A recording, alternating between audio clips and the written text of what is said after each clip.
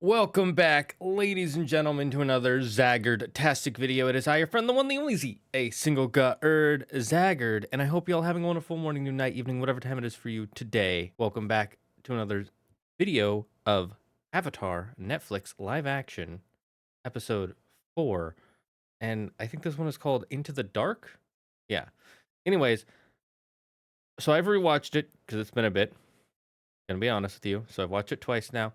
First time I watched it, I was not a huge fan. I'm gonna be 100% honest. The third episode was so good. I was really hyped for the fourth one. I don't know. It felt kind of flat for me.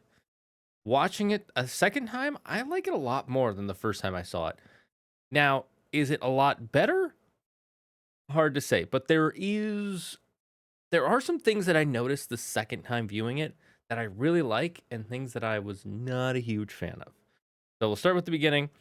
We're immediately back with Sokka and Katara, and she's like, "Oh, I found Aang. He was captured by the Earth King." And then they're interrogating Sai, the mechanist. It's like, "Were you giving information?" It's like, "Yes, I was, but it was just small things." They said if I didn't, they would destroy Omashu. They would kill all of us.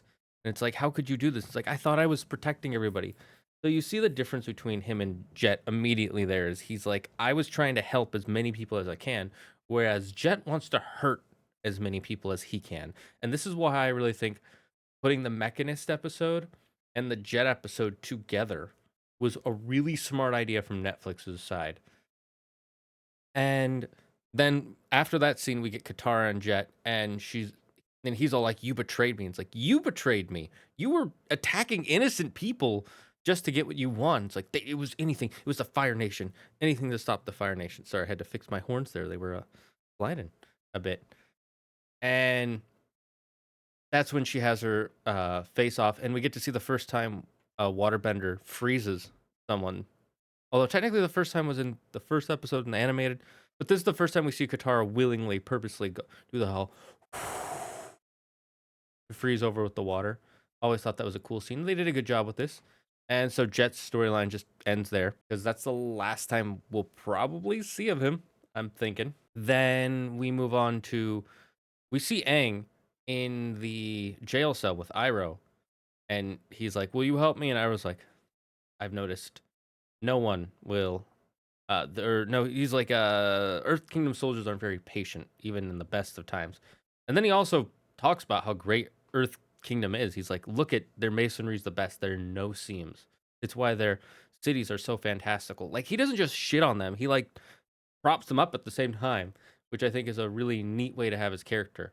And it also, if you haven't seen Avatar, it also does a good job of like explaining what makes Earth Kingdom so amazing outside of just their fighting ability and their bending. I mean, I'm assuming their bending is part of why their masonry is so good because they can literally physically shape the rocks in any shape they want. Then they decide to take him off to the pit, some sort of Iroh that is. They decide to take him to a Earth Kingdom labor camp, and they're going to take Aang to go see the king, just like they did in the cartoon with Boomy. And he shows up there, and it's like, "You're all fools." It's like, "No, we saw him, everybody. He's not just an airbender. He's the Avatar too, and also good at skipping rocks." And then he does his credit. The guy who played Boomy, I gotta say, he did a really good job of playing not just the crazy kind of king, but also the very serious king. He had a lot of layers to him, and he did a good job of doing all those layers. I think for the most part in this episode, the way they wrote and directed King Boomy, I liked. Except at the very end, there was one thing that I was like, not sure how I feel, but we'll get to that. Anyways, after they've been taken out of the prison, Zuko shows up and he has to decide: is he going to save Aang or save his or capture Aang or save his uncle? Just like in the cartoon, except for in the original cartoon, it's he sees the air bison flying over and he ignores it because he has to keep focusing on finding his uncle. In this case, he literally has to choose. Like the guy, I think the guard even says, "Which are you going to choose?" or something like that. And I was like, that was a little on the nose, but it's fine. Anybody who's watching this, for the most part, is either going to figure it out themselves or has already seen it and knew what this scene was going to be as soon as they separated Iroh and Aang and sent them in opposite directions. And we'll focus on the Aang and Boomy part first because I think the Iroh part was really good in this episode, like really good. So we get the Aang and Boomy, and he Aang figures out right away he's Boomy because he does like a snorting laugh, and he does the lettuce leave comment. I don't think that I think that was a little shoehorned in just because people like it so much. I think it was better in the cartoon when he's like lettuce leaf, and he's like lettuce leaf, and then he starts eating a lettuce leaf. Instead, it's Boomy is making all these puns, which it still works, and I still like it. I think it just would have been better to keep that one out because instead they have him choose food, and he's like, "Would you like kangaroo ribs? I hear they're really hopping, or would you like some seaweed stew? I hear it really kelps with your complexion." Great comedy, great. And then Aang just goes, "I'll take the seaweed stew." I think it would have been better if he laughed. Personally, I feel like Aang would have laughed, but in this version, he's kind of annoyed, so he's just like, "I'll take the seaweed stew." And he's like, "Yes, of course." And then he has him walking through, and they mention the rock candy in the scene with the rocks taking over his feet. I'm gonna kind of skip through some of these because I don't want to just play by play of the episode. I want to talk about it, and I like that scene. They were showing that there's like there could be multiple different things of why Boomy does something when he like has him step on. It's like maybe I'm telling you there's no easy pass for the avatar. Maybe it's supposed to be just like a game or a test like we used to play when we were kids. Or maybe I just wanted some rock candy. I really like that scene. I thought that was a great way to show Boomy like it could be all of three of those things at once. And it was him kind of being silly. And then we see that he's actually angry. He's like, you may be 100 years old, but you didn't live 100 years. And I think this is a good layer to give Boomy that he's like, he's kind of stressed from the last 100 years of running the Earth Kingdom. Like he has to pick: do I give food to the orphanage or to the soldiers? Like it's like those are the choices you do have to make as a leader. And if you've been doing it for 100 years, it would wear on you. It's part of why Boomy's so crafty and uh senile later in the series when he's so silly in the cartoon. But in this, it makes him more bitter, which I guess is more realistic. I don't know if I like that more, but it is more realistic, you know? So then we have Aang be like, no more tests. Let's just, we got to stop the Fire Nation. I got to be the best avatar I can be. And Boomy's like, you're right. One final test, though. You versus me. And they have the earthbending fight, the earthbending versus airbending fight. And it's a pretty good one. And while that's going on, we have Sokka and Katara trying to go through the tunnels in the mountain. As soon as he said that, I'm like, are they going to do the secret tunnels episode already? And we immediately hear some people playing some music, so we get the secret tunnel people. And he even does the secret tunnel song.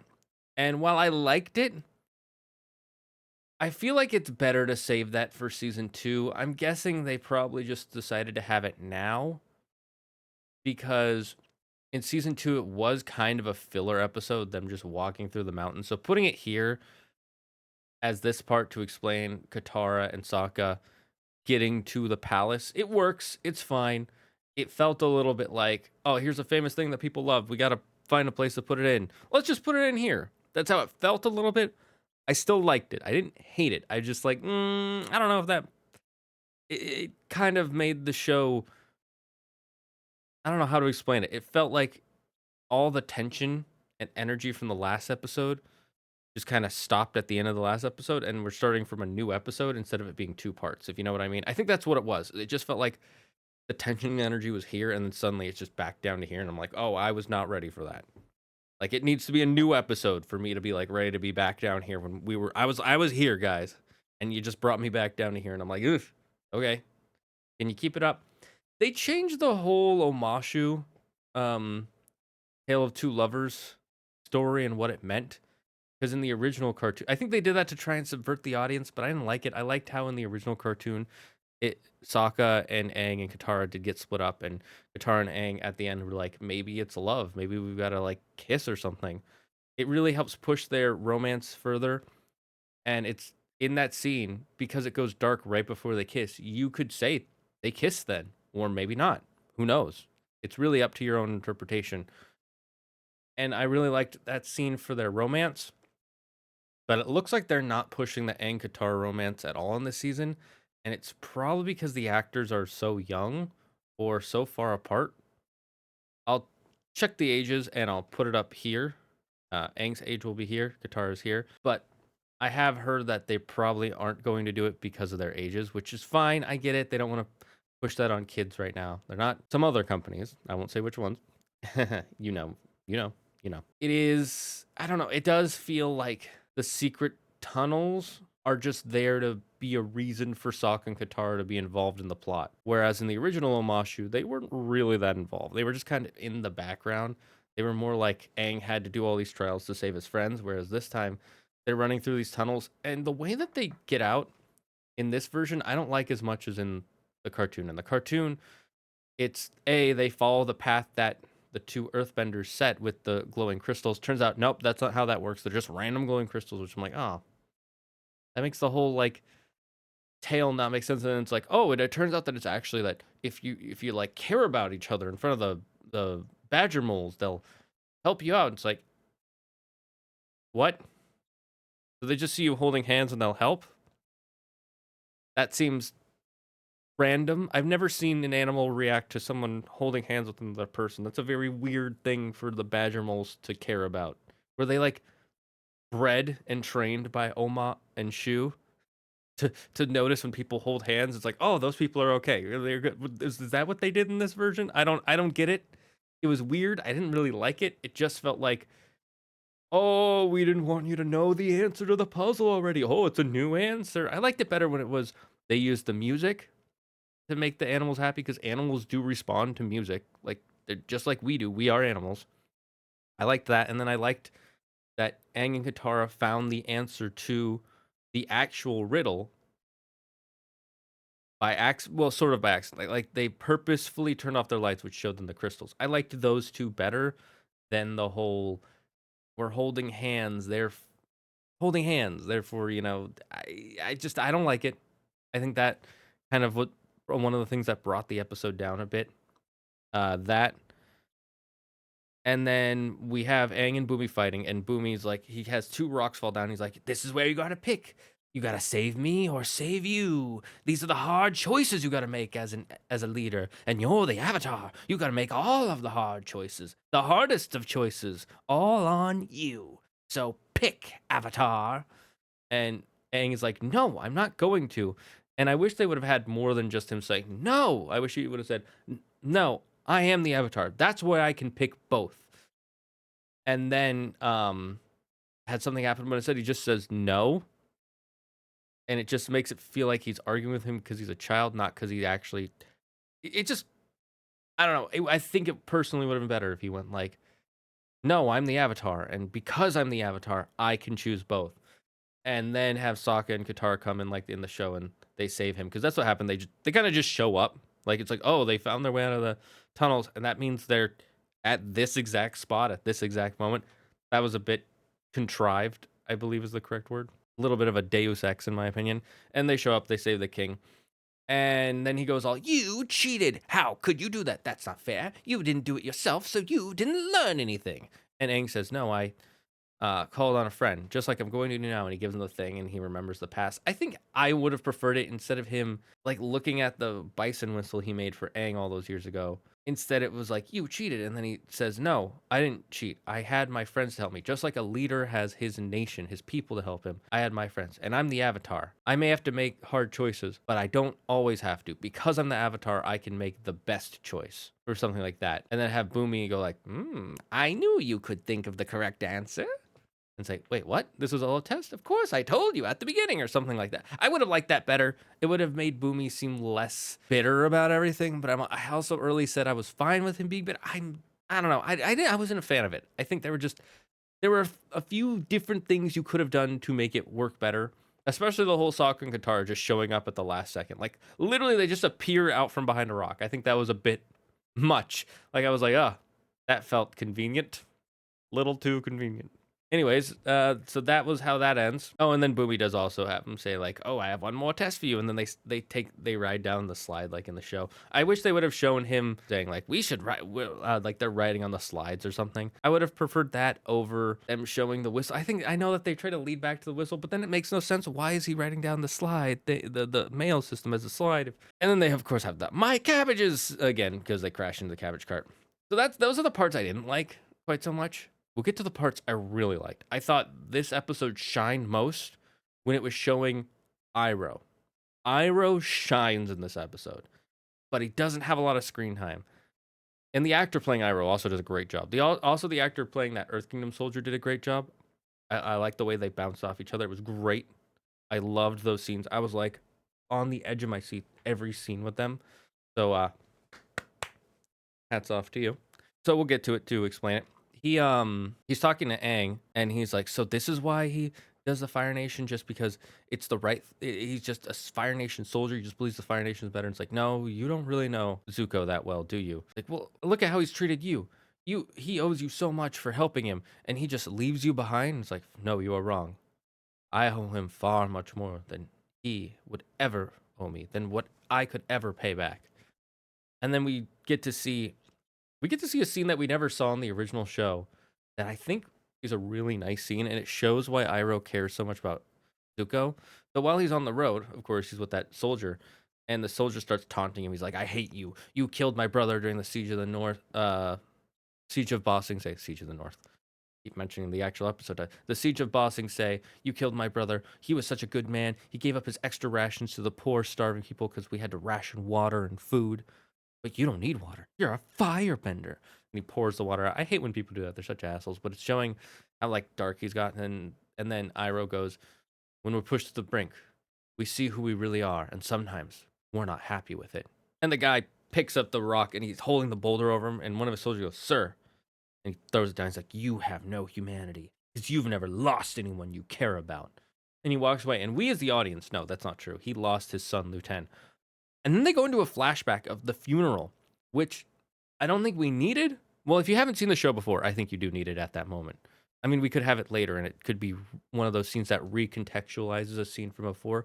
But I'm really glad they showed the funeral, even if we didn't need it, because first it shows like how the Fire Nation looked at him, was like his son will forever be a hero, but he'll forever be a coward just because he left. I know that was originally Azula's line, but she wasn't the only one who thought it. Let's be honest. And then we see Iroh going, do not worry, your son will forever be hailed as a hero of the Fire Nation.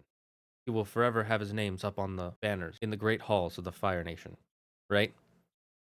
And then Zuko shows up and stands next to him, and he's like, I'm sorry for your loss of Lieutenant, but what a great honor for you guys. And he starts to walk away, and then he says, Lieutenant gave this to me when I was studying. This is what he got after he passed his soul. And I love how he gives it to him. He's like, this is for someone. He said it would help keep me strong. And he was always there for me. And he gives it to Iroh, and he folds his hands. So he's like, you hold on to this. And he starts to walk away again, and then he decides to sit with him throughout the rest of the funeral. Which, by the way, if you're not one of the people grieving, especially as a teenager, an early teen, like 12, 13, sitting there for hours is excruciatingly boring. But he was willing to sit next to him because he cared about his uncle, and he didn't want his uncle to feel alone. And I think that scene really shows the heart, the true heart that Zuko has, and he especially had before, well, you know. And I think it was just really great to see why Iroh cares so much about Zuko. Like we know in the show, in the original cartoon, it's because he sees him as his own, and they traveled for 3 years. But why did he decide to travel with him? Well, it's because when Iroh was at his lowest, Zuko was there for him. So when Zuko's at his lowest, Iroh is there for him. And they even show that when he's first getting banished, he gets on the ship and Iroh's there and he's like, why are you coming, uncle? You know what I'm doing? Yes, of course, we're going to search for the Avatar. You know what, this isn't some sort of sea cruise. Of course not. I have all I need, all the tea I could ever drink. Don't worry, all I will ever need is here. And he looks at Zuko when he says it. Oh my god, the way they did those flashbacks were so great. And then, of course, we see Zuko show up and he saves him. And Iroh gets to show off what a badass he is with the flaming chains and everything. And he gets injured at one point, and Zuko's like, we got to get you back home. No, it's fine. I can rest here. Leave me. And he's like, no, I will never leave you. And they're crawling away, and he sees the bison, Appa, flying away. And Zuko's like, you can see he's like the Avatar. It's like, what is it, Zuko? Nothing. It's not important. Because what's important to Zuko is his family. He still cares about Iroh more than he cares about being unbanished. And it was just, again, the Iroh scenes were fantastic. The Zuko scenes were really good. The Katara Sokka scenes, I could take them or leave them. They weren't, like, nothing really continued with them. They were just fighting, and then it's like, you're not dead. And it's like, I'm sorry I said that. They don't, like, Did they resolve anything with that fight? I've seen it twice and I don't remember them resolving anything. Like, I guess they got closer, sort of. Like, Sokka didn't admit, like, I'm not as good as dad was. You're not mom either. Like, they don't, like, it doesn't feel like they resolved anything. So I don't really care for those scenes. They were fine. They felt a little bit like filler. Most of the scenes with Boomy I liked. I didn't like that one last scene. I feel like Aang could have. I already said all this. You know what I said. Overall, I still liked the episode. It just wasn't as good as 3. 3 was fantastic in my opinion. 4 was a bit of a letdown for 3, but rewatching it a second time, I love the scenes with Iroh. Those were those were beautiful. And let's get on to episode 5. I'm looking forward to this one. I'm gonna assume based on where we're at, I think this one will probably be Heibai, right? And Heibai looked good in the trailer. I'm excited to see Heibai. And I'm excited to see you guys next time. Remember, don't believe in yourself. Believe in me, who believes in you. Bye-bye, friends. Hey, thanks for watching another ADHD review. If you liked the video, smash that like button. If you want to see more, click subscribe. I'm going to try and put out a episode for Avatar live action Netflix every single day after it comes out for each episode. I also live stream on Twitch, so if you want to go see that, click the link in the description. Leave a comment of what you thought of the show, and we'll see you next time.